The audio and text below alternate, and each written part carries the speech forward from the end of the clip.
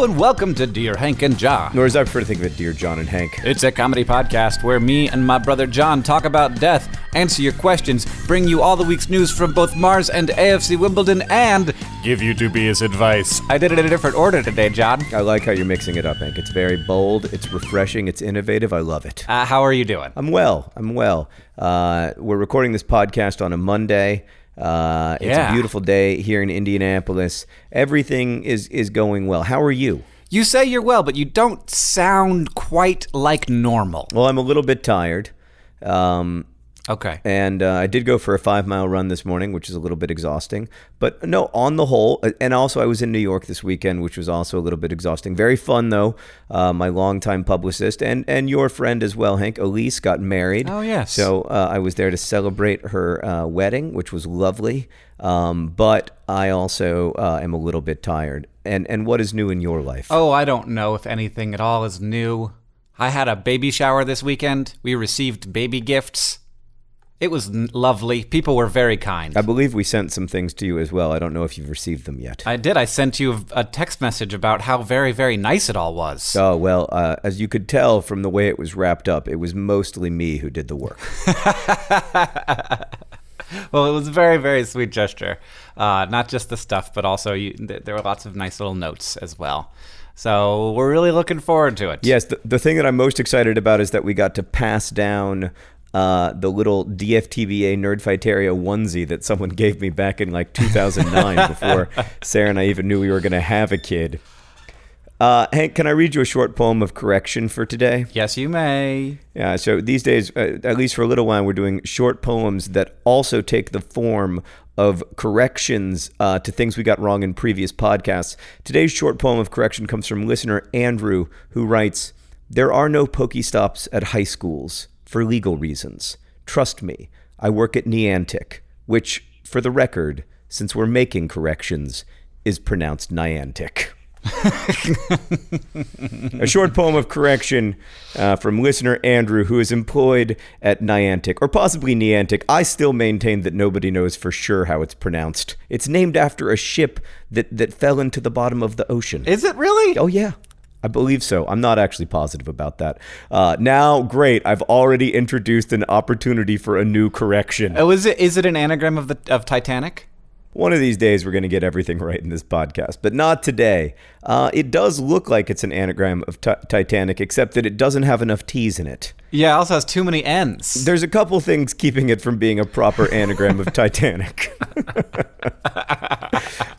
All right, maybe we should move on to some questions from our listeners, Hank. We gotta get ourselves into the portion of the podcast where it's okay to be wrong. Yes, right. The dubious advice portion of the podcast, where the only thing that we are endangering is the lives of the people who take us seriously. By the way, do never follow our advice. I hope that we've made that clear over the years, but there is no worse idea. Well, John, I can see in our shared Google Doc that you're highlighting all kinds of stuff. So maybe you know what you're doing. No, that's just how I read. I highlight as I read on the internet. Do you not do that? I do as well. I try not to do it when we are sharing a Google Doc, though, because then it can be kind of confusing. Okay, yeah, I see you doing it. It's actually super annoying when you do it. But when I do it, it's very helpful. Okay, Hank, our first question comes from Mimi, who writes, "Dear John and Hank, where are all the dead birds? After 20 years on this earth, I've only just realized I never see dead birds, but I see live birds everywhere. Where are the dead birds?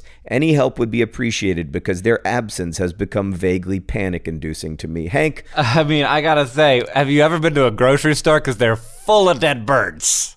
Just so many dead birds. Like dead chickens. But I believe like that she means any restaurant.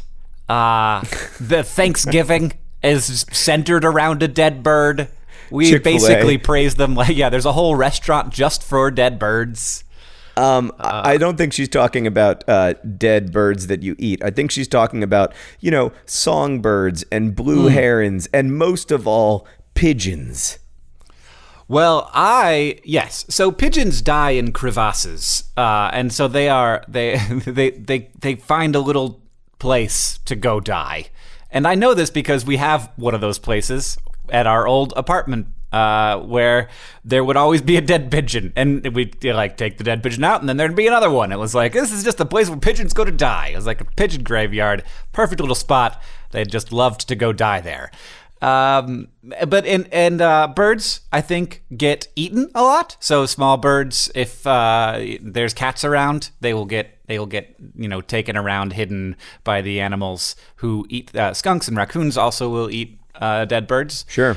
But also live birds, if they are not feeling well and are slower than normal. Mm-hmm. So there are lots of things that will eat them, take them away. But also, I think that a lot of birds actually they go and die, and they find kind of places to be alone to die, which is interesting. Though also, if you if you are a person who looks to find dead birds, there are lots of places where you can go look, particularly buildings where they fly into windows and will sometimes land on ledges that are higher up than ground level, and they'll just be full of dead birds if you want some. Yeah, I mean, I actually happen to know where all of the dead pigeons are. There may be some tiny subset of them that are, in a crevasse next to your old apartment, but almost all of the dead pigeons are underneath the Western Brown Line train stop in the city of Chicago. And yeah. I used to wonder, where are all the dead pigeons, And then once I moved to the Lincoln Square neighborhood in Chicago and started walking under that train stop every day, I learned that all the dead pigeons, thousands of them, are under that train stop. And I think you're right that animals eat them. That's the other thing that happens to them. But mostly my belief, Hank, is that a lot of birds, when they die, their bodies and their souls both disappear from the earth at the same time. And are placed into an otherworldly realm, but I don't have good data on that. That's just kind of what I suspect. Yeah. But as far as the dead pigeons go, Mimi, I don't know if you live in or near Chicago, but regardless of where you live, if you're in the United States, when a pigeon feels that they are approaching death, they begin a great migration that ends underneath the Western train stop on the Brown Line in Chicago. So anywhere in the United States, the continental U.S., that's where all the dead pigeons go. But as for the other birds, I believe that that their bodies and souls are taken to an otherworldly realm. Hank, should we move on to another question? Okay, John, this one is from Anonymous, who asks, Dear Hank and John, as an American Muslim high school student, I am often asked why I don't celebrate Christmas, as the people telling me this believe it is no longer a religious holiday. I often like to give funny and mischievous answers to these questions. However, I cannot seem to think of many for this particular question. Could you help me out? John, can you help this person out? Yeah, I mean, if it's not a religious holiday, how come there are so many people telling me that it's a religious holiday? What? Okay, so can we if you're saying it's not a religious holiday, can we recognize the first syllable of the word? Yeah, I mean, first off, right, we need to find a word for it other than Christmas if it's not going to be a religious holiday anymore. Secondly, the answer I would actually give to this question, Hank, is that even if Christmas is not a religious holiday, it's a terrible holiday. Now, Hank, as you know, I have a long-standing opposition to Christmas. I think it is a weird and totally ineffective and inefficient mishmash of different mythologies that make no sense when they collide together. But the biggest problem I have with Christmas is that I have a serious problem with gifts. So what I would say, Anonymous, is I would say I don't love gift holidays because they are economically inefficient, because they result in me getting a lot of things that I didn't want and giving people a lot of things that they didn't want. And so what I do instead is not celebrate this holiday, regardless of whether it is secular or religious, because it is cray-cray. I just disagree with you on some of the things that you have said. I think that gift giving is not an economic activity. It is a surrogate for the showing of appreciation for other humans and love. And that's... Well, then it should always involve gifts that cost nothing or very little to make, that are made by hand with the sweat of your brow and with love, rather than picked up at Target at midnight on Christmas Eve. John, this is America. The clearest surrogate for value and appreciation that we have is obviously the US dollar. Well, then we should only give dollars for Christmas. Actually, I wouldn't have a problem with that, Hank.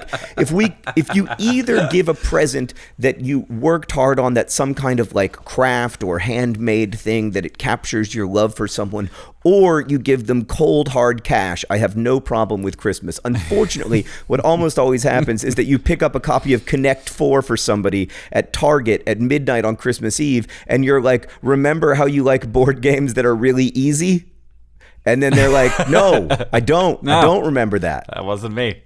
Oh, man. I don't feel like I have a particularly good solution for this somewhat complicated problem. In fact, Christmas is, there are a lot of ways in which Americans have come to feel that Christmas is an American holiday and not a religious one, and that is actually fairly separate from the truth, despite the fact that we have a hard time actually recognizing that. Yes, I totally agree with you on that. I think it's really important to understand that Christmas is not an American holiday, because Christianity is not the American state religion. It never was. This country wasn't set up that way, and it never should be. I'm also sure that in Anonymous's life, this is one of many examples in which they have to grapple with a country that expects you to be a certain kind of way to be properly American, which is, of course, deeply offensive and wrong. And again, it always has been. Like, the United States was never this idea that the US was at one point like a quote unquote Christian nation is just ludicrous. It's just not true. There was never that time. It harkens back to a past that doesn't exist, like so much radical regressivism. It harkens back to a past that didn't exist. So it is very frustrating, but if you're trying to deal with it in a funny or mischievous way, which I applaud, I would just say that I'm opposed to gift giving. That should shut down the conversation. Not religiously. I just think it's an economically bad idea. Yeah, actually, you know what, Hank? I want to really quickly back up a little bit and be serious here for a second and say that I'm not always opposed to gift giving. I'm just trying to have fun on the podcast. Like, for instance, I don't know if you know about this, Hank, but I recently received a gift of 378 Snickers bars, and it meant the world to me. So I do want to just pause and say how grateful I am to my friends at the Mars Company for the gift of those 378 Snickers bars, which truly is the gift that keeps on giving, because no matter how many I eat a day, there are still seem to be a lot. I'm very sad for you when they finally run out. We got another question. It's from Deo, who asks, Dear Hank and John, whenever I hang out with friends, I act in a certain way. I crack jokes and I get all hyper, but when I'm with a different group of friends, I kind of notice that I act very differently from how I am with my other friends. I'm more mild than wild. I'm worried that there will come a time when all of us will hang out and I will lose control over who I am and my identity, or they will think that I'm fake because of this. Also, I find myself admiring people who act the same around everybody. Their personalities never seem to falter. Am I being fake? How do I find out who I am independent of my friends or other people? How does anyone truly, quote, be themselves? Well, at the end there, we got to a question that is unanswerable. But I will say that I'm just like you. I am totally a social chameleon, and when I'm with one group of people, I act the way that they do, and I feel like I just try and fulfill people's expectations, and I find that to be fun, and I find that to be part of who I am, that I act different ways in different situations around different people, and I don't think that that's a contradiction at all. Yeah, I don't know, Hank, if you listened to Invisibilia, but they had a great podcast about personality and the way that we think of personality as this monolithic thing that doesn't change, that doesn't respond to circumstance, when of course that isn't the truth. That isn't the truth about people. Like, we all contain multitudes. We're all shy in some circumstances and not in others, and you know, angry in some circumstances and not in others. And the personality is way less stable than we believe it to be, because the idea that it isn't stable is kind of terrifying. Right. Yes.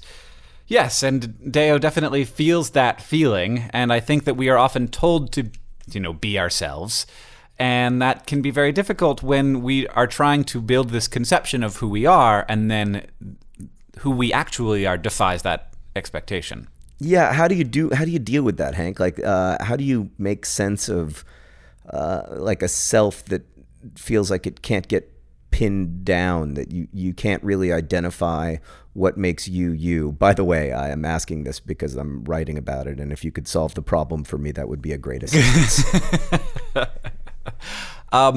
I read so it's probably the first like real novel I read. I guess I should say that Jurassic Park is a real novel, but the first difficult novel I read was Red Mars by Kim Stanley Robinson, and there are a number of characters in there that are this way, and that is in a way that was very appealing to me as a young person, and I think this is also true of a lot of books that I like. That was praised as a skill that people were using to their own advantage and to the advantage of their society. And different characters, some of them were using it primarily to their own advantage, and some of them to the advantage of society. And so that made me feel really like kind of proud of my ability to change in different situations. There were definitely times where I felt ashamed of it when friends would be like, "Why are you acting different? Why are you not acting like yourself?" Mm-hmm. And realizing that, yes, because I was in a different social situation, I was acting different than they were used to. And so I certainly have felt shame about that. And that I, and like I'm faking to some extent. But I think that it's that like the me who I am is a fun game to play. And I should and can and am able to, I should be able to, and I am able to adopt different ways of being. And that's something that I can be proud of, not something that I should be afraid of. So what makes you is essentially nothing, or is like, or the you-ness of you is constructed partly by you, partly by forces outside of you. And that's just something that you're able to accept. Well, it's the thing that I consider to be me, to be a big part of who I am. Now, also, I have like there are things that I don't ever like that aren't personality that I think define me more significantly than my personality, like my values and like my like philosophy of how I should live and how the world is. And those things when they get called into question are a lot more uncomfortable for me. Okay, that's actually very helpful. Thank you. Let's move on to another question. That was a totally selfish series of questions, but I enjoyed listening to you talk about it anyway. This one comes from Peter, who writes, "Dear John and Hank, have you noticed that Hank and John would fit pretty well in place of the words Stacy's mom from the song Stacy's Mom, Love Peter?" Hank and John got it going on. Yep. It is true, but that sure is true. I can't help but notice that John and Hank would also fit. It just wouldn't rhyme anymore. Nope. John and Hank have would be bad. It going on. I don't actually know the song. Well, you did a good job. If it were John and Hank, it would have to be John and Hank have got it going, Hank, and that doesn't make any sense. So it's pretty much has to be Hank and John have got it going on. Couldn't it be John and Hank have got a yellow tank? John and Hank have got a yellow tank. Yep. Yeah, that's pretty good. I've always wanted, I guess actually I'd prefer a purple tank. If I'm going to have some kind of tank, I want a big, beautiful purple tank. All right. Well, I am looking forward to the fan art. I am also looking forward to the John and Hank have got a purple tank t-shirt available soon from dftva.com. Oh, man. Oh, goodness gracious. I'm going to, just real quick, I'm going to look up the lyrics to Stacy's Mom. And I'm going to let you know, oh my, the video is predictably, here we go. I have to say this, just reading the lyrics here on the Google Play Music site, I can't help but feel that this isn't the most sophisticated pop song ever written, but it would basically be Hank and John have got it going on, repeated 4 times. And then Hank, can I come over after school? We can hang out by the pool. Did John get back from his business trip? Is he there, or is he trying to give me the slip? Oh my God, it's like this was written by an algorithm. Oh, Fountains of Wayne. I mean, don't get me wrong, it's a great song, but like so many pop songs, it completely falls apart when you try to read it as poetry. Okay, I think we should move on, because now that I read the rest of the lyrics, I realize that I really don't want that song to be about you and I at all. Yeah, I think it would have to be fully from the top down restructured for Hank and John. Yeah, we'd have to Weird Al it for sure.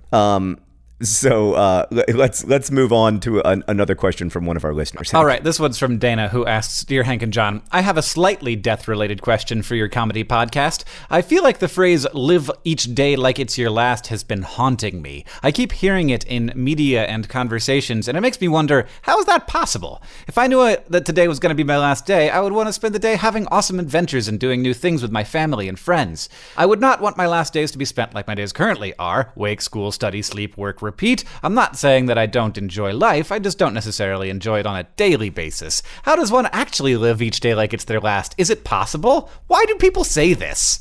Yeah, I mean, there are lots of cliches that I think contain terrible advice, but this might be the worst one. Because, of course, if you were actually living each day like it was your last, you wouldn't be having like a bunch of awesome adventures. You'd spend most of the day weeping.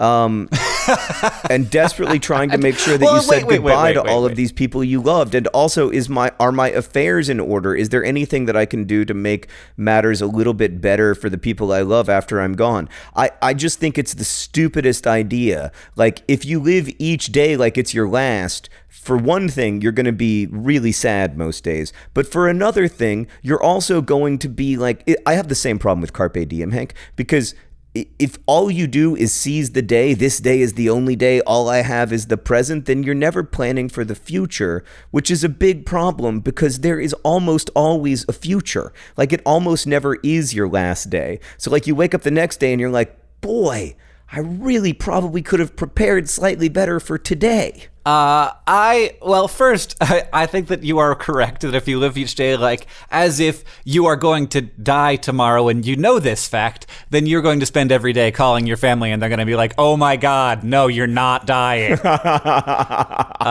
Secondly, though, I think that yes, the seize the day is more the expression that is trying to be gotten across, not that it is your last, but that it may as well be. And you are right that only one out of like 30,000 days will be your last day.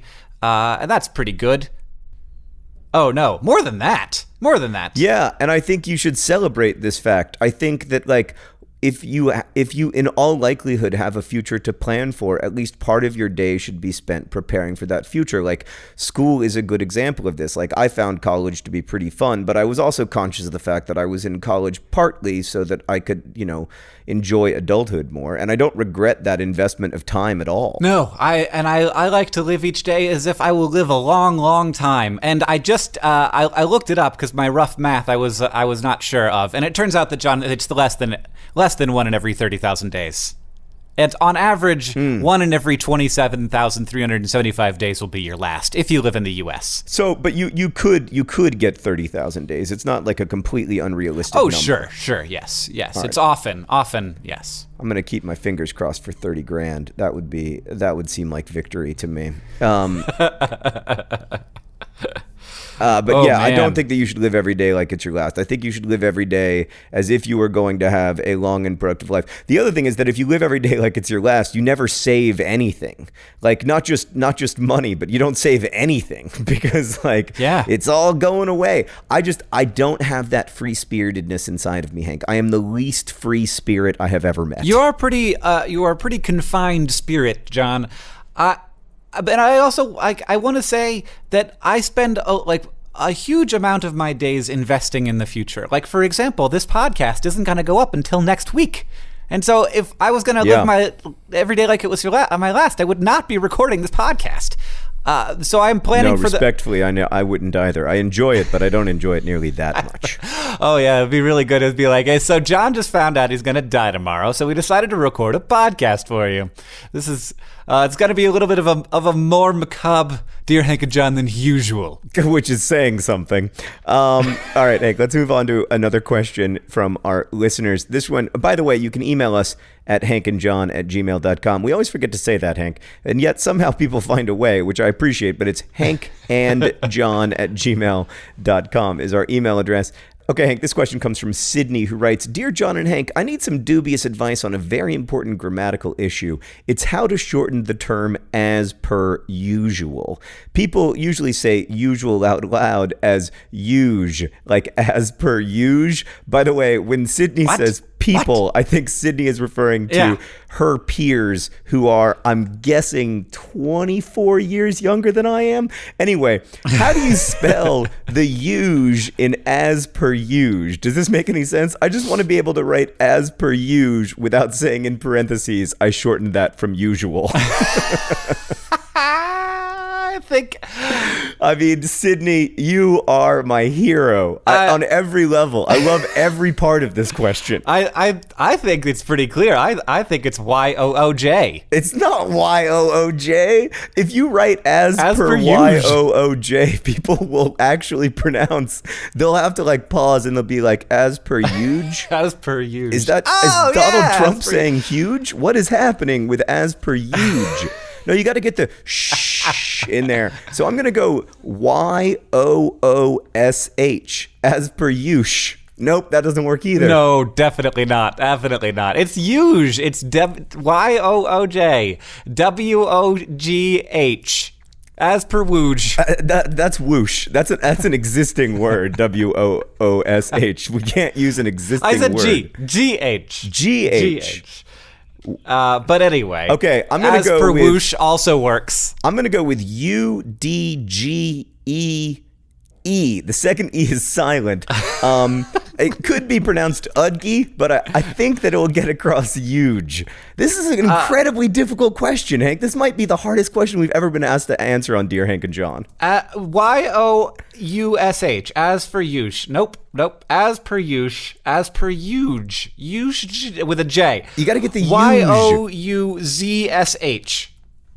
Huge. Y-O-U-Z-S-H. I mean, that is definitely wrong. I'm looking at it. I just typed it out.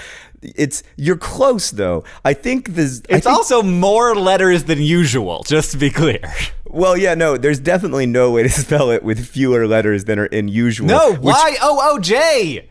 Y-O-O-J, huge. But doesn't huge sound like Donald Trump saying huge? It does, yes. You've got to get the sh in huge. Is it Y-O-O-S-H? That's yush. Dang it. As for Y-O-O-J-S-H? As for yush? Y-O-O-J-S-H. I don't dislike Y-O-O-J-S-H, although it looks very weird.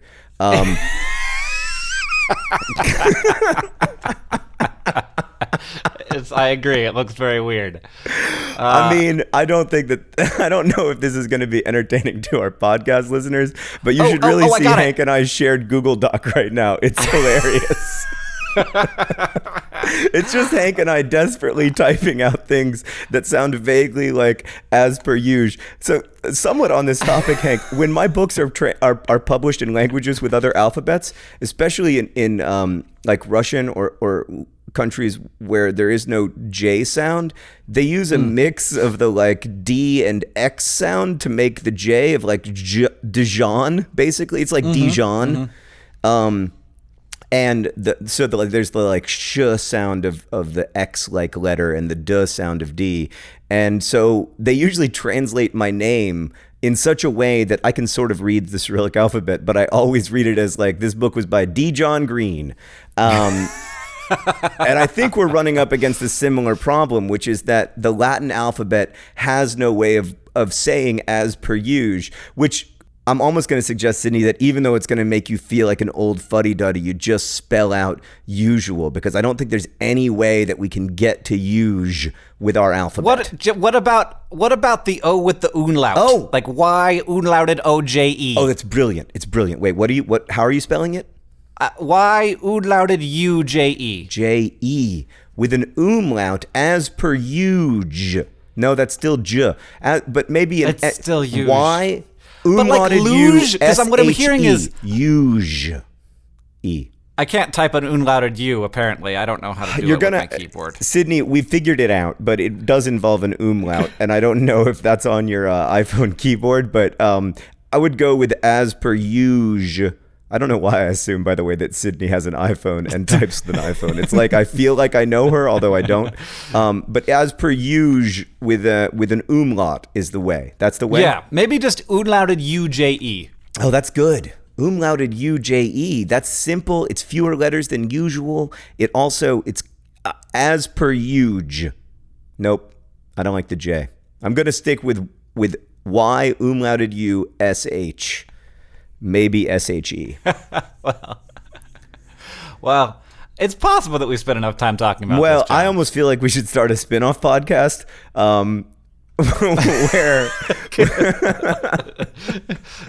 where we just decide upon new spellings for abbreviations. I'm into it.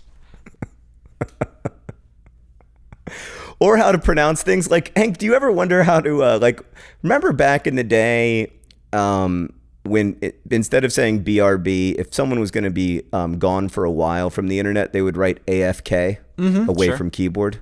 Yep. I always used to pronounce that in my head as AFK.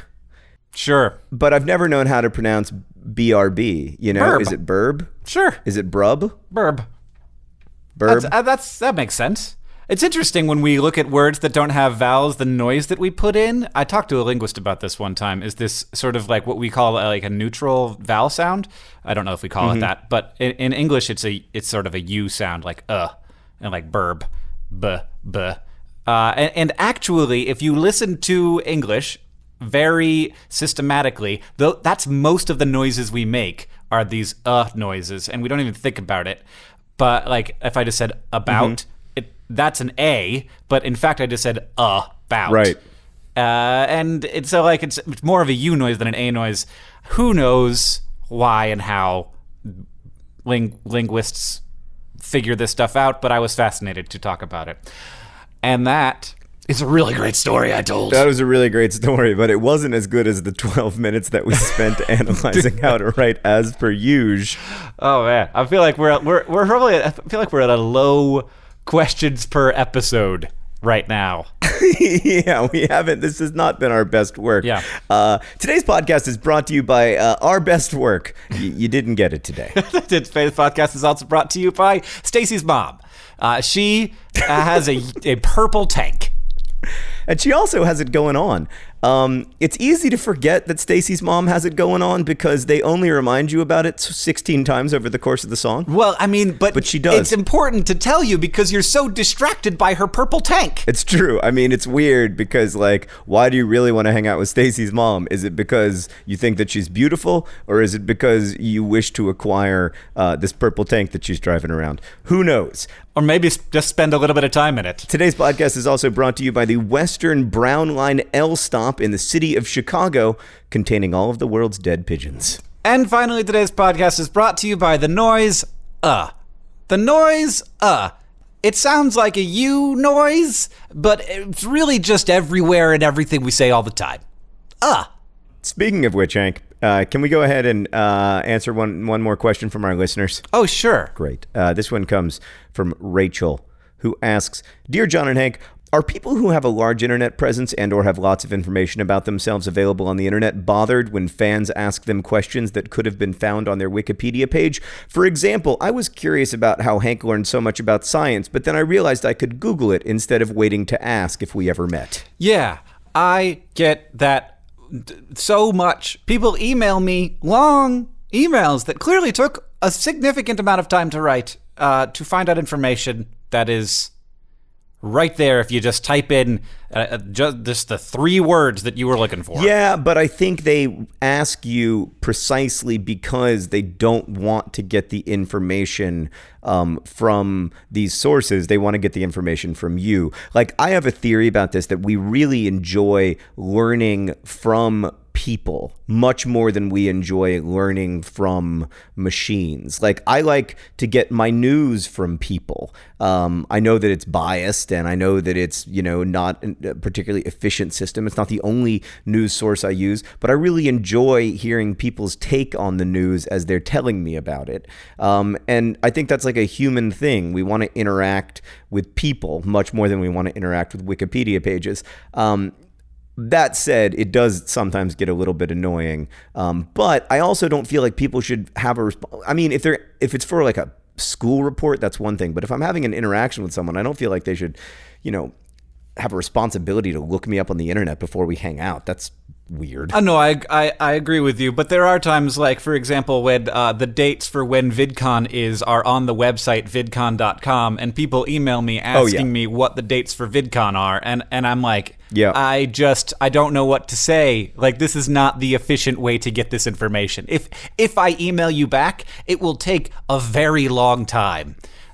Right. In comparison to the amount of time it would have taken to go to vidcon.com and look at the dates that are on that. Yeah, no, I agree page. with you about that stuff. Slightly off topic, Hank. Why is your Wikipedia page so much better than my Wikipedia page? Like, what devil did you make some deal with in order to get like one of the best biographical Wikipedia pages on the whole freaking internet, while my Wikipedia page, with gratitude to everybody who has contributed to it, is a dumpster fire? I don't know what you're talking about.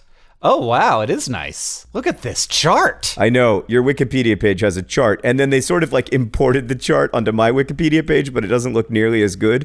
Oh, no, it doesn't. Yeah, I know. Your Wikipedia page is truly, truly excellent, and I would be lying if I didn't say that I am profoundly jealous of it, because I am. Well, I'll tell you, John, I haven't looked at my Wikipedia page in a long time. Though the last time I did fix something. I remember being like, that's not true. That's not true. That's not a true thing. I saw my friend Matt De La Pena last night, and I went to his Wikipedia page before I met up with him. He's a great author. He won the Newbery Award this year for his brilliant book, Last Stop on Market Street. But I was meeting up with Matt. I just wanted to remind myself whether his first book had come out the same year as mine, because I remembered that, but I wasn't sure if I was misremembering it. So I went to his Wikipedia page, and that led me to another Wikipedia page about one of his books, where the first sentence was something, something, something, and the book was also selected as a New York Times Public Library book for the D's nuts. And that was it. Somebody went to the Wikipedia page, just added the word D's nuts, replaced the word teenage, and that was it. That was it. That was what they chose to do with their one wild and precious life. Here is something that looks like Wikipedia vandalism, but is not. Under the Brotherhood 2.0 section of my Wikipedia page, it says that our videos feature lots of different things, and the final thing in the list of things that those videos featured was intercourse between giraffes as the thumbnail for videos. Yeah, that's not something I'm super proud of, but it is true. They did decide to put that right there at the last thing, just so it really sticks in your mind. Well, so what can you do, Hank? Life is full of regrets, and it's hard to regret those videos because they got 40 million views. I mean, John, I gotta get money for Snickers somehow. It's not like they're just sending them to me for free. It's true, Hank. It's not like they grow on trees or just arrive at your doorstep at 378 at a time, because you're not me. Okay, Hank, let's move on to the all-important news from Mars and AFC Wimbledon. What is the news from Mars this week? NASA is testing out its new space launch system. This is the new gigantic rocket that will carry astronauts to deep space in the Orion capsule. The space launch system is going to be bigger than the Saturn V rocket that took astronauts to the moon, and it has big, giant engines that are very similar, in fact, almost exactly the same, as the engines that took the space shuttle up, but there will be more of them, and they are running them at a higher thrust amount using a different controller brain thing to figure out how exactly all of the fuel goes into the thing and how they adjust the amount of thrust that's being generated. So they tested this thing out. It's amazing. You can watch a video of it. It's just 7 straight minutes of this thing just blasting out energy. And it worked great. They got it up to I don't know what this means, but they got it up to 111% thrust. So that seems impossible, but they ran them for the space shuttle at 104, 106% thrust. So I guess that's a thing that you can do. And it operated well. It seems it didn't damage itself at all, and it's a step toward our future as a deep space society, getting humans outside of near-Earth orbit, and maybe to the moon, maybe to an asteroid, maybe to Mars. All right, well, we will try to put that video up on the Patreon page so that you can enjoy it. 7 minutes of pure energy being released out into the atmosphere. Sounds like a fascinating watch. It's really loud. Yes, I can imagine. In AFC Wimbledon news, Hank, AFC Wimbledon have acquired their first point of the League One season. Got a tie? It was not a moment where AFC Wimbledon bathed themselves in glory, Hank. However, they did draw 0-0 against Northampton away. It's always good to get an away point. That's a pretty good result. On the other hand, Northampton is near the bottom of the table. AFC Wimbledon, however, Hank, is now off the bottom. Sheffield United is in last place with 1 point for the season after 4 games played. AFC Wimbledon also has 1 point for the season after 4 games played, but has a slightly better goal differential. So we have begun our inexorable march from the basement to the top. You start at the top alphabetically, went all the way down to last, and now you're going to claw your way all the way back up. Well, it's really important, actually, to have had this bad run of 4 games, Hank, so that at the end of the season, when they play Drake, started from the bottom, now we're here, it will be a more powerful thing. Yes. So I remain optimistic, but that is far too strong of an adjective. I remain conscious of the fact that unlikely things happen. Yes. Yes. How's that? Well, it's a thing that happens every day, John. Every time I'm driving my car and I look in front of me at the car in front of me and I look at its license plate, I think, what are the odds that those numbers would be on that car right in front of me? And there's nothing special about those numbers, but those numbers in particular, it's just very, very unlikely. And it happens every day. The odds are phenomenally low, and yet the unlikely happens all the time. That's a big part of what makes human life so beautiful, and also a big part of what makes human life so terrifying. Hank, what did we learn today? Oh, goodness gracious, I don't know. I'll tell you the main thing we learned. We learned that it takes 2 full-grown adults a solid 20 minutes to spell the word huge.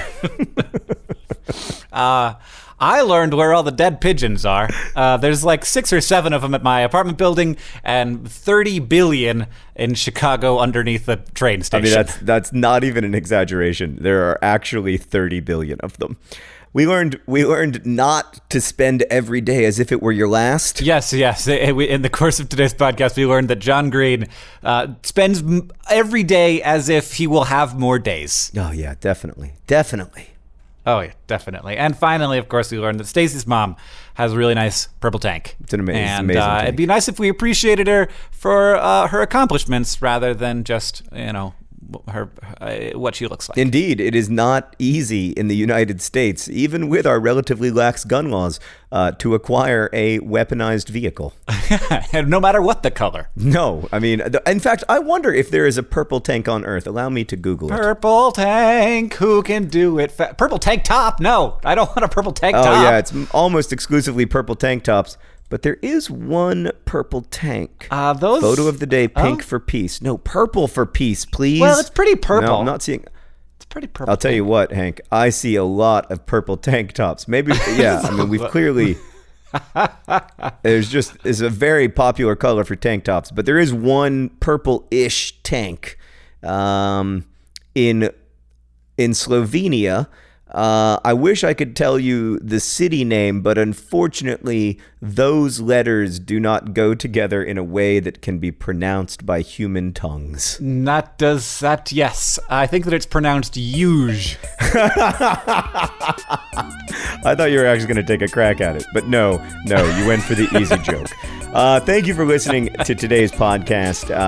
You can email us once again at hankandjohn@gmail.com. If you want to support this podcast, we'd appreciate it. You can go to patreon.com. We have fun live shows every month for our Patreon subscribers, but you can also get lots of other cool stuff. Patreon.com/DearHankAndJohn. Our podcast is edited by the great Nicholas Jenkins. Our theme music is by Gunnarola.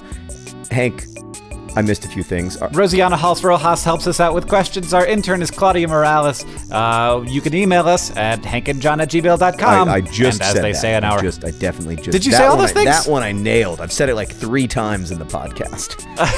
I've actually only said it twice, but now I have a strong brand relationship with exaggerating, so I exaggerated because now that's my thing.